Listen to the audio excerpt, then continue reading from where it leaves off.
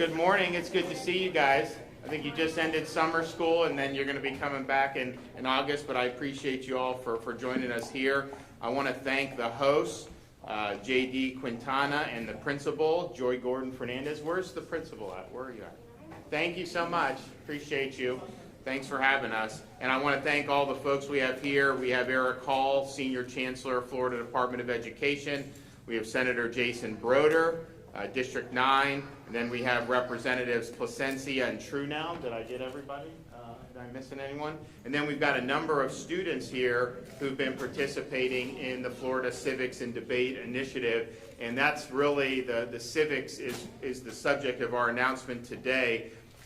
I think every single piece of survey data or any time people have ever looked at what is the baseline civic knowledge for people throughout American society, but particularly for younger people, I think 100% of the time the results come back and they're pretty doggone dismal. You'll have huge percentages of the population will not be able to identify the number of branches of government for the federal government.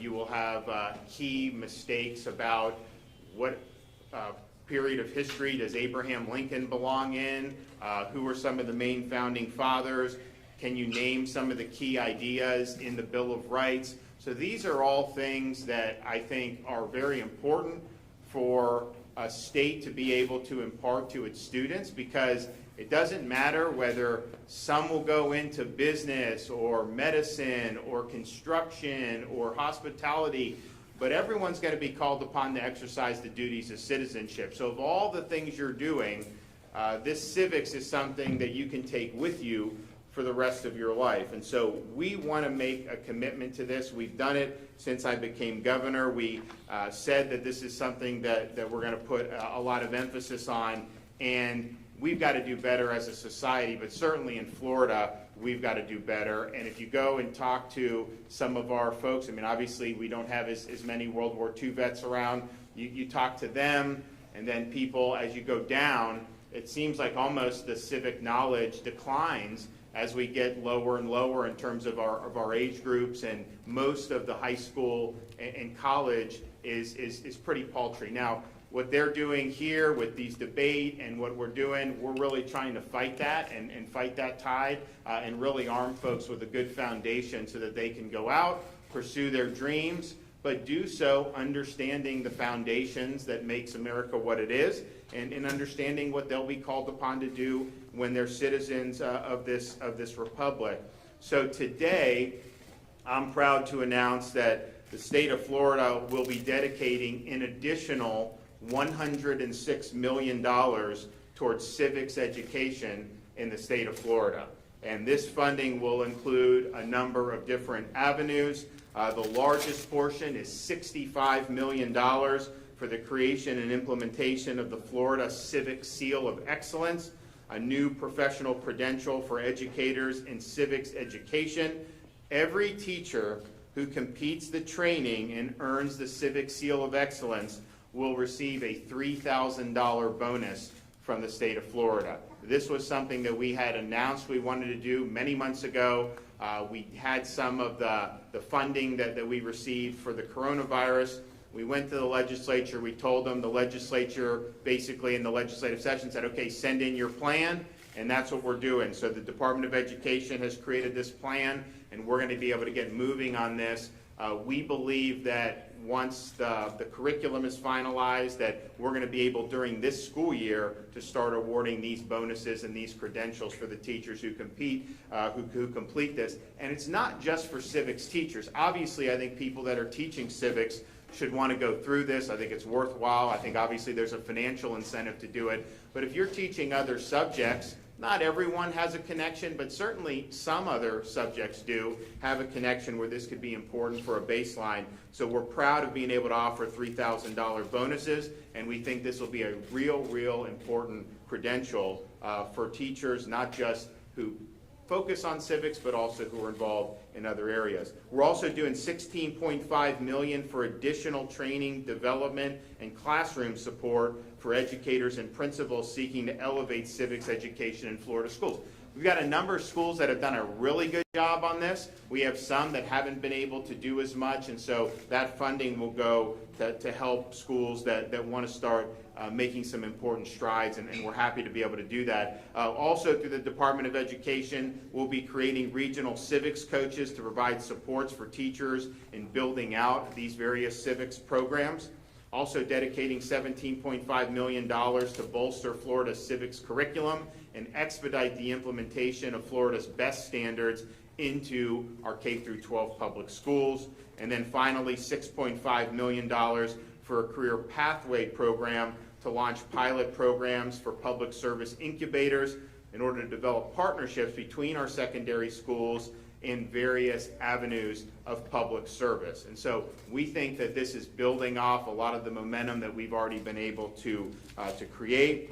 It builds off the Florida Civics and Debate Initiative that we announced in January of 2020 in partnership with the Marcus Foundation. We already have 59 speech and debate teams in 30 different school districts across the state of Florida.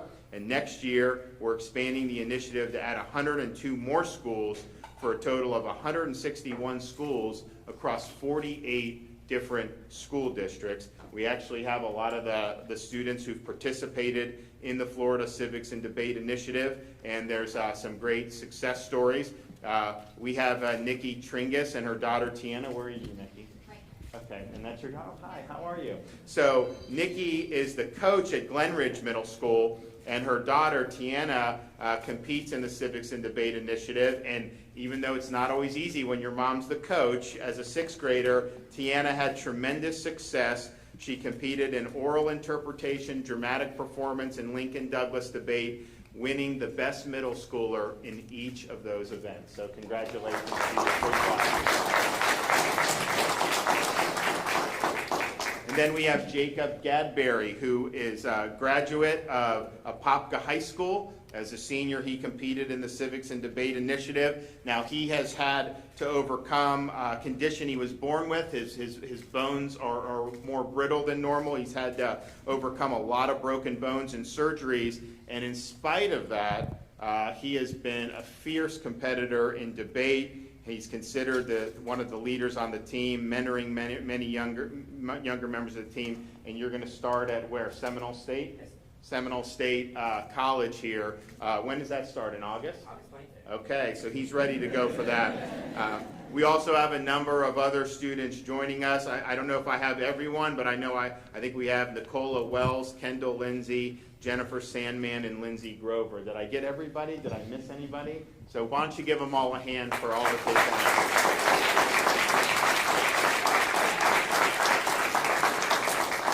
So it's my pleasure to be able to bring up Senator Jason Broder, who's been helpful with all of our initiatives to try to increase civics educational opportunities. Thank you, Governor.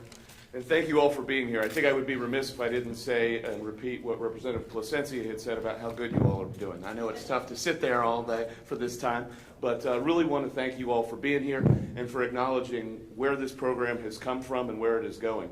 You know, several years ago, we have Beth Eskin and Tara Tedrow here who started the Central Florida Debate Initiative. That has now grown, and the support that we see now is going to be the best chance for everyone's future, to teach our young people how to disagree without being disagreeable.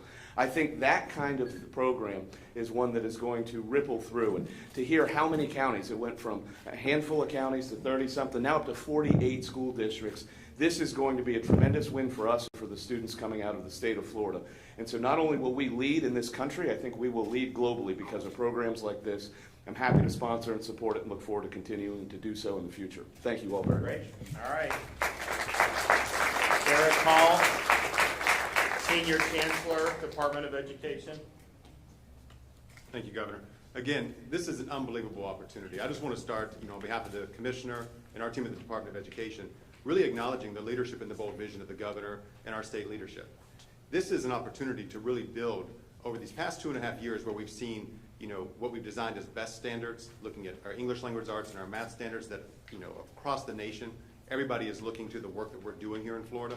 Being able to also look at how we have taken bold steps over these last couple of years to make strategic investments like this that's going to continue to elevate and build the capacity of our teachers and our classrooms to really help support not only literacy, but civic literacy, and getting the tools and resources, again, in front of our students, with our teachers, and building their professional capacity, and doing the things that we know great teachers do. You give teachers resources, you give our students resources, they're going to thrive, they're going to grow. And the eyes of the nation, again, are looking on Florida. We've led the nation in so many ways, from raising our beginning teacher salaries, again, the vision of the governor, looking at what we've done to elevate reading and math, and looking at our standards, looking at what we're doing also to build pathways into post-secondary education with #1 ranked state colleges and universities. So glad to hear, you're going to Seminole, so you're amongst the best. And just again, all these opportunities collectively, and building on this with this unbelievable initiative, again, unparalleled, and putting these investments again in our teachers, building professional development, and then building on top of that, again, this opportunity to post-secondary opportunities with a pathway for our future leaders in public service. So collectively, again, our appreciation, Governor, for your leadership and your vision.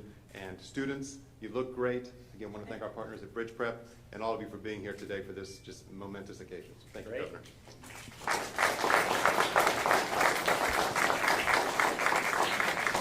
And how many teachers do we have here with us today? Do we have some? Anyone? Okay, yeah. So we are going to be able. We got the legislature. I asked them to do $1,000 bonuses for all principals and public school teachers, and so that's going to be hitting in August. I just got a brief on that, so we're excited to be able to do that, and that applies obviously to all the school districts and also all the charter schools like here at here today in Orlando. So, do you want to say a little bit about your experience or no? Huh? Here, let me. Okay, you can just hold. Well, my mom was in debate, and she had all of us do debate, but it was more so of the experiences you get out of debate, because it's really important with all of you get and all of the research you do. It just gives you so much tools you have in your bag, really, and I think that it's a really great thing. What was some of the topics you debated this past year? Well, one of them was about lethal autonomous weapons, and the other one was about child care. Yeah, good. Those are important subjects. Well, thank you so much. Jacob. Thank you, Mr. Governor. My name is Jacob Gadbury, and I'm from Pop High School, Go Darters. And I haven't been in debate that long. I've only taken 2 short years, but I think of all things I've done in high school, it's probably one of the best decisions I've ever made. As Mr. DeSantis has said, many kids can solve for X. They can identify literary devices, but many of them can't know how to really think critically and, hey, what is this person trying to say? Might they have biases? Is this a logical argument? And I think debate really gives kids in the younger generation a way to learn and think critically and have friends and a way to think about government and understand that this person might have a bias, but hey, this person, Democrat, Republican, left, right, we're all the same at the end of the day. And I think a lot of people get hung up on, oh, this person's different than me, so I'm just going to yell at them and get angry. But at the end of the day, we're all trying to make the world a better place. And I think debate gives you a way to understand and go to that person and say, hey, I appreciate you as a person. So I think debate's awesome. Can you talk about some of you mentioned to me some of the topics that you had tackled this year? Yeah. So this year, I'm in congressional debates, so we play mock Congress, essentially. So we write up bills and debate on that, and we go AFNEG, and we decide whether to pass the bill or not. So this year I actually authored a bill, which is where I write the bill, and then I proposed it to the Congress. I want about the one China policy. So I wanted the U.S. Congress to get rid of it, as we've had this policy for about half a century, which is essentially we recognize Taiwan as a part of China, whereas after the People's Republic defeated, I can't quite remember his name, but Chiang Kai-shek, I apologize. He left to Taiwan, and the mainland, or People's Republic, see Taiwan as part of them, whereas Taiwan, they don't see themselves as a part of China. Whereas the whole world, they're a huge economic superpower right now. So a lot of people feel inclined to really go with China's beliefs, but I authored a bill that we, get rid of that, and we foster democracy in the East by allowing Taiwan to spur as a democracy and allowing them to spread democracy to other East Asian countries. And I think that will just help foster a better world. Well, good.